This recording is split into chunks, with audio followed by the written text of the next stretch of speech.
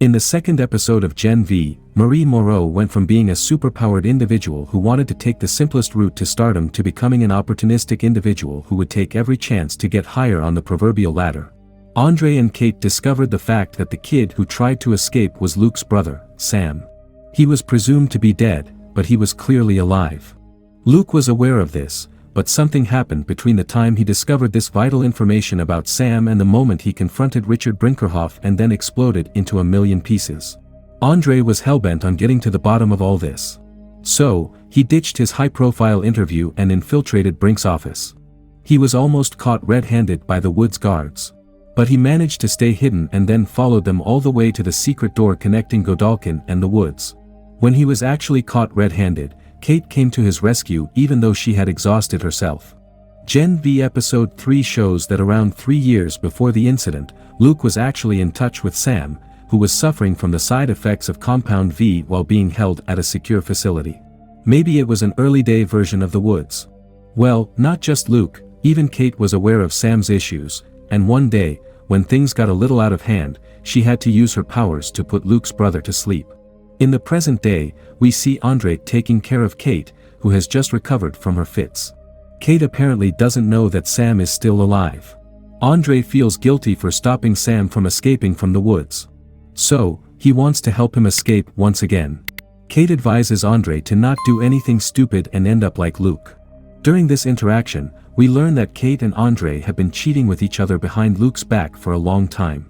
The whole brotherhood between Andre and Luke and the romance between Luke and Kate was a lie, and they kept lying to him till his dying day, and Luke died believing that Andre was like his brother and Kate was the love of his life.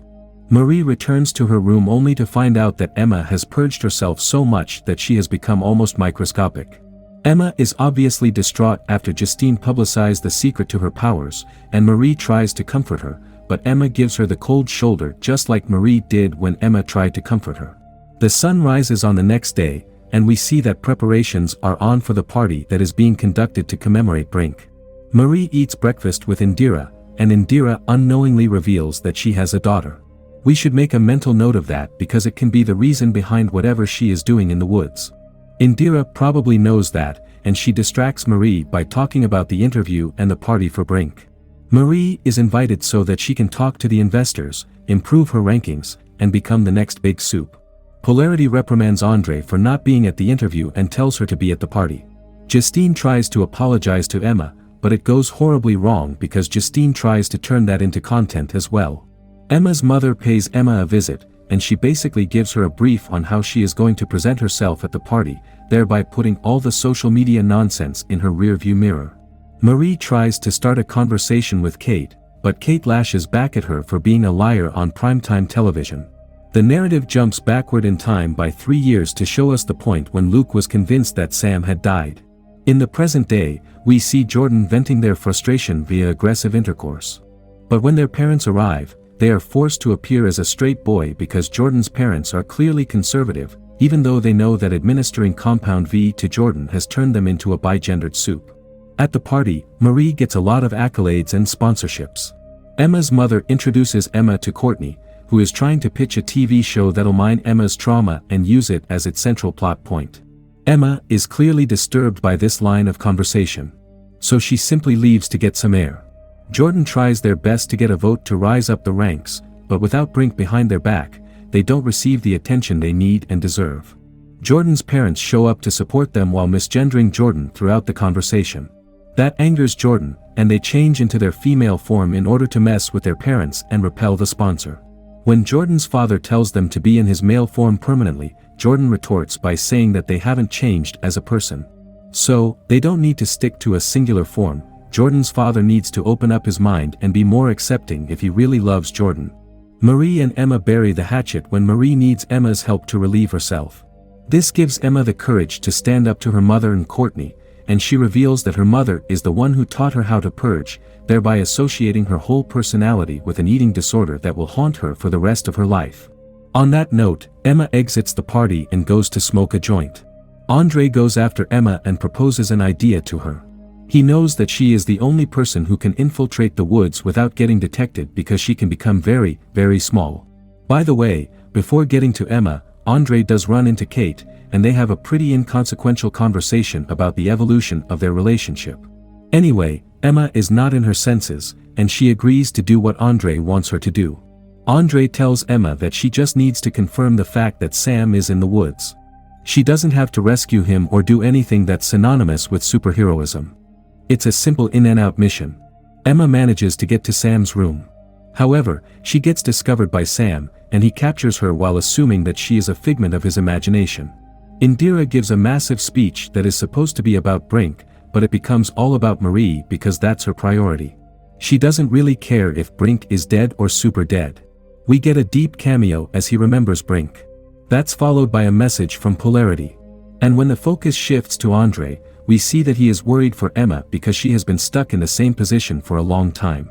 When Andre tries to leave the party again, Polarity gets a hold of him and asks him what's going on. As soon as Andre mentions the woods, Polarity gets very tense and warns Andre against uttering that name because Andre is evidently not ready to face the consequences of digging into Godalkin's secrets. Meanwhile, Sam ensures that he isn't imagining that Emma is there with him. The trivia section is truly hilarious, and Lizzie Broadway is genuinely amazing in this scene as she tries to convince Sam that she is real. Once he realizes that Emma is real, he starts to worry about her well-being because if the security forces find out that she is in there with him, it's going to lead to a world of trouble. Emma says that Sam needs to leave, and she is shocked to learn that Sam doesn't want to because he thinks that every time he tries to get outside, he hurts people. He says that his situation is improving because of the new medicines he's taking. Emma says that Luke is the one who sent her to rescue Sam. When she realizes that Sam is reacting positively to the lie, she doubles down on it.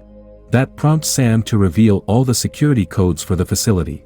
Gen V Episode 3 briefly goes to Marie, Kate, and Jordan as they reveal their tragic backstories. Marie talks about how she killed her parents. Kate talks about how she accidentally convinced her younger brother to get lost for the rest of his life. Jordan doesn't have a tragic past, but their relationship with their parents is hurtful. Andre interrupts this conversation to reveal to the girls what he has done to Emma, thereby defying his father's advice to not talk about the woods. During Episode 3 ending, we see Sam and Emma having a heartfelt conversation with each other about the pros and cons of their respective powers. But that's interrupted by a guard who is there to investigate the potential intrusion. The floors are apparently electrified, and that incapacitates Sam. Emma manages to hide on the bookshelf. However, when she realizes that the guard is going to torture Sam until he is satisfied, she infiltrates his head through his ear and kills him.